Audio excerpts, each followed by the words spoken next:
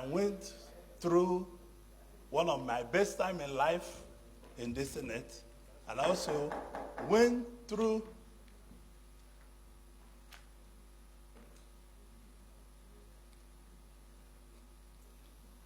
one of my difficult periods.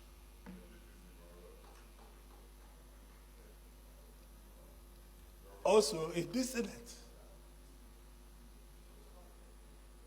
Before I came to the Senate, before I came into politics, I can buy anything body can buy. I'm not a thief.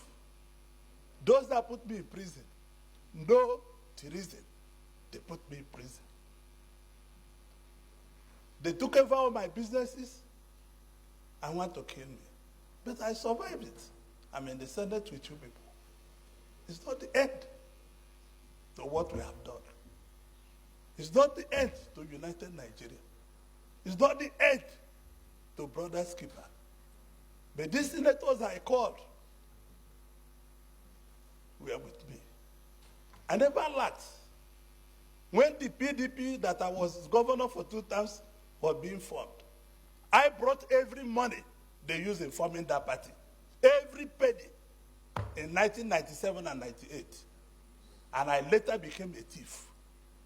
And people I gave transport money from my house in VI became angels. This is what Nigeria represents.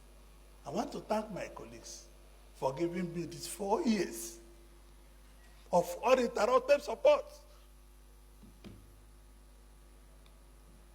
Because this country is not fair to so many of us. I built this country, I employed 13,800 workers. People employ nobody, and nobody asks them their source of wealth. I have 3 factories in Lagos, Nigeria. I have 2 factories in Ota, build manufacturing.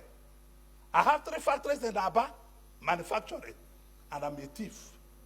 And people that cannot explain where their source of wealth comes from, they are not thieves. I leave everything in the hands of God. May God be the judge. Thank you very much, Chief Whip.